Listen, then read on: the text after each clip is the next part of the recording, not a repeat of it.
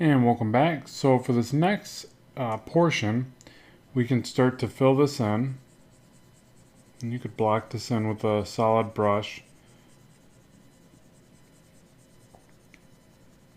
which really I would want to sculpt this another layer. So maybe I'll soft erase this first.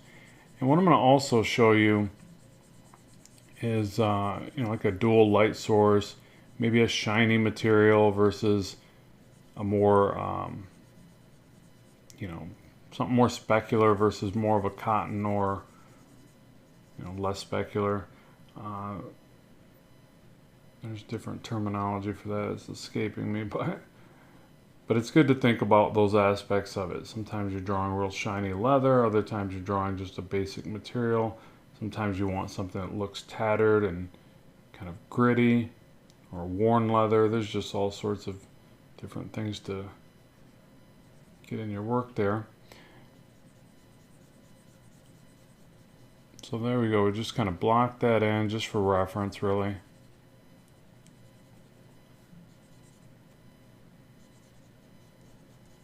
And so now, when we go to render this, I mean, once you have this basic larger bulk of shadow, I think the rendering gets pretty easy, really. But it's good to go in with a game plan.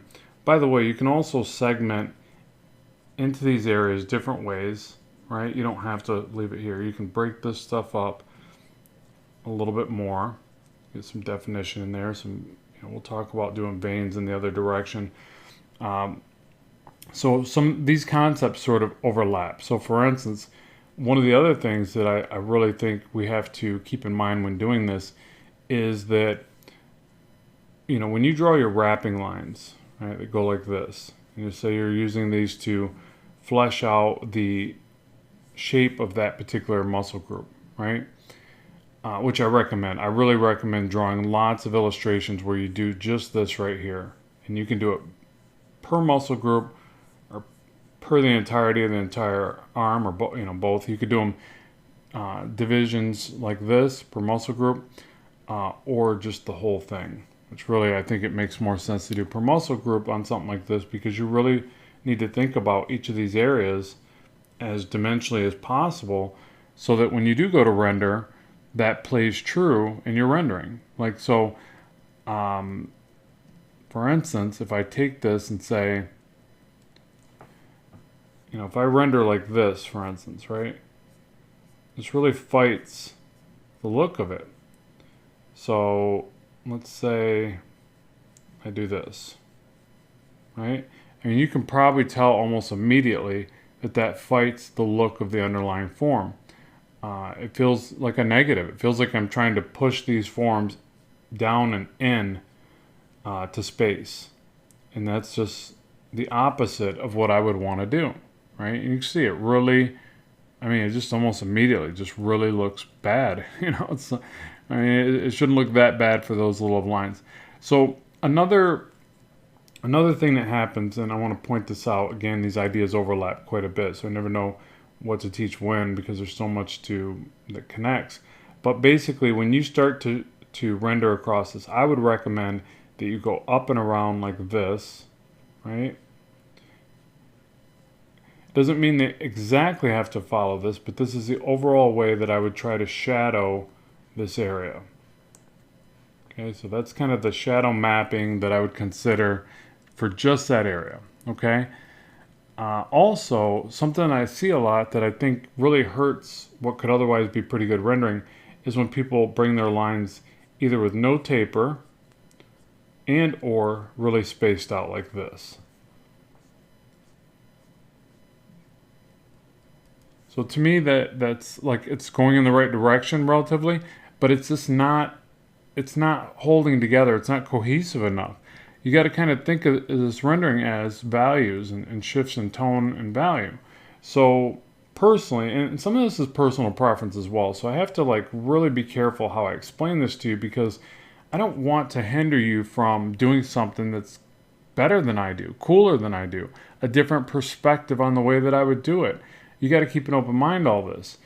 But a lot of times what I think, and I guess again, I want to make sure I'm not pushing my personal views on you, but I think that rendering that is tighter in succession and then has more taper to the lines emulates the effect of shadowing much better.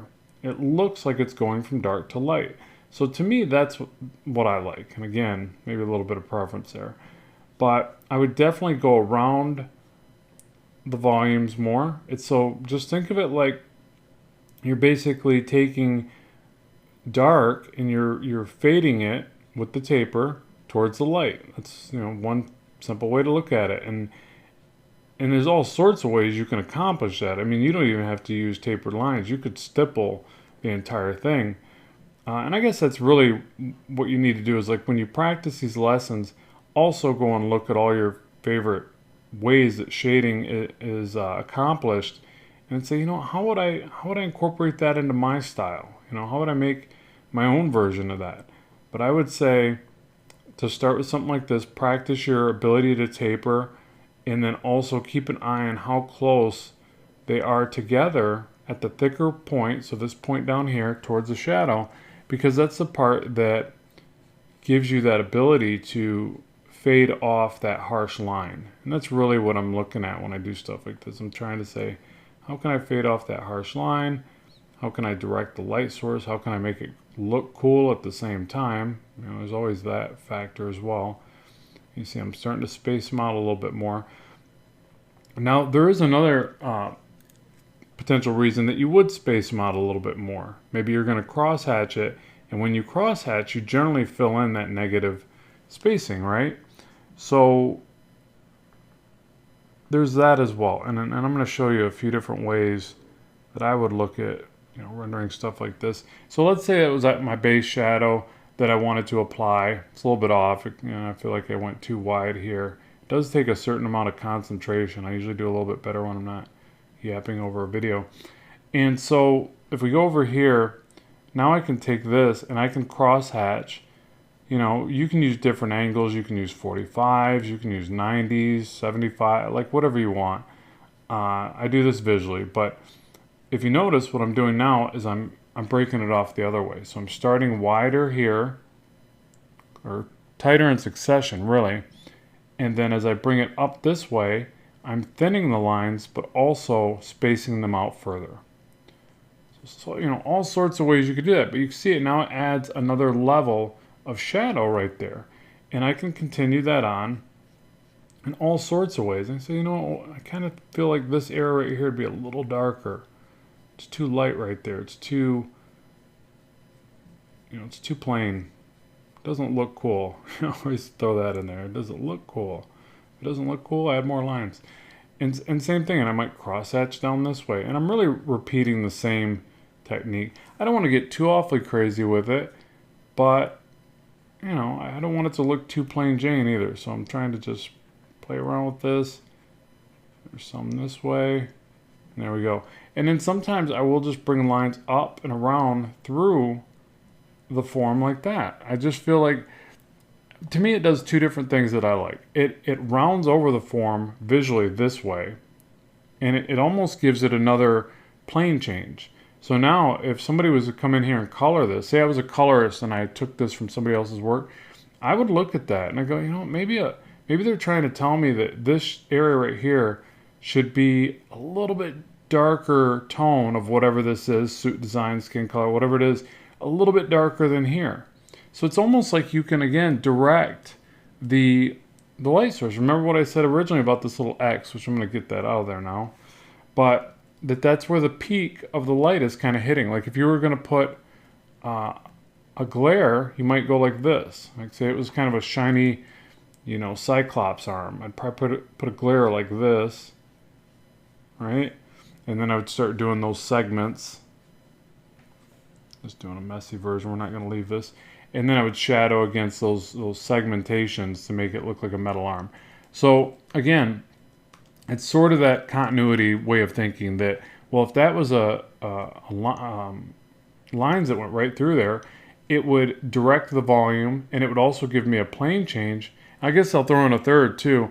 Again, I think it just looks cool. And a lot of times when it comes to rendering, I hate to say it, but that's a big motivating factor for me. Does it look cool? When I initially started rendering, it was all about, did it look cool? I didn't know where to put anything. So I don't think I had a real good concept of light and shadow. It was more like, hey, this kind of looks neat. I think I'll do that. So I think a lot of it does, as it pertains to comics, that's kind of a big one. And so really, I'll just repeat this. Now, as I work down into, say, this area of the tricep, I would do the same thing, but I would actually probably bring the lines over even more. So I'm gonna do that. Now I would also simplify it because it's a smaller area. I don't have as much room for a lot of multiple angles of cross hatching and defining a top center to the form as much. At least it doesn't feel that way. So I'm just gonna add some thick to thin lines on an angle like that. I could still cross hatch, maybe down through here a little bit. Now remember too, you can make these lines different thicknesses as well, just from neighboring cross hatching. So what that does is it just helps it to not all blend together. You know, so you could just use some real tiny little lines for your cross hatching versus some heavier ones for your initial hatch work. And I'd probably leave it like that. I'll go back probably at the end and do some little whiteout effects. I like to do that in a lot of the work. So same thing, smaller area. I'll just go like this. Now, the other thing is they don't all have to be as long. But remember, as you shorten them, you're kind of saying to the viewer or colorist even, because you got to always think, you know, you're relaying this information to the next person. Now, maybe you're the colorist, but you're kind of saying that, oh, light hits there more predominantly. That's why I left it open. I mean, again, that's kind of the way I look at it. So personally, I feel like this area, I can't remember this muscle group, but anyways, to me, it's going to get more in shadow. Even if they're nice little thin lines, again, you could run some really thin ones like this if you wanted. I feel like that makes more sense for that area, that this is going to get the bulk of the light. These other ones, not so much. So something like that. And then as we get to this top shoulder area, we can do the same thing, and we'll render, I'm going to take these up and over. So kind of think of this like a hill. I'm going up and over the hill, right? So again, if you had to map out, now a little quick tip for you, you could put another layer in here and use like another color and just real lightly, and you could do your wrapping lines first. So if you have a hard time directing the rendering, there's no harm in doing this first. I mean, look how much more dimensional that feels. Of course your rendering is going to make more sense going over that. You're going to have something to pay attention to. So keep that in mind. I'm not going to do that, but I just wanted to give you that little FYI there. I sort of just like doing it like this. Now another thing to keep in mind is that maybe you don't render as well with the hand mechanics of pulling up and over. So don't feel like if you're watching me do it this way that your arm has to be oriented, and by arm I mean this arm, not your arm, your drawing of an arm, that it doesn't have to be oriented this way. Okay, be open to rotating the canvas. I like to challenge myself to render this way, but I can feel it right now that it's not my strong suit, that I'm struggling here. I do like to push the struggle though, because I think that makes us better. And there's times I do like to just render upward. I just want to kind of get the hang of it. But I'll be honest, my ability to render is a lot more controlled as I pull down and towards the bottom of the screen.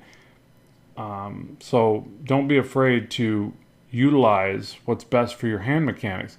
So if it's better for you to rotate this and pull down, it's faster and cleaner. See, I mean, you can probably see a difference already. There's a difference in my hand control there. So you have to use those mechanics to your advantage.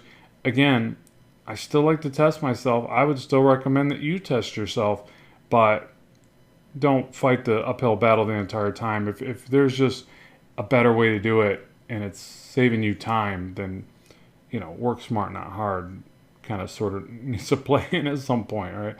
So now I'm going to cross hatch this way, same concept. I'm just going to space these out. I like to also stutter step the lines occasionally. So you'll see me do a little bit of that. You can also do that just by going back with whiteout. So we're going to stop right here. We'll head over to the next lesson and continue rendering. So with that, let's move forward.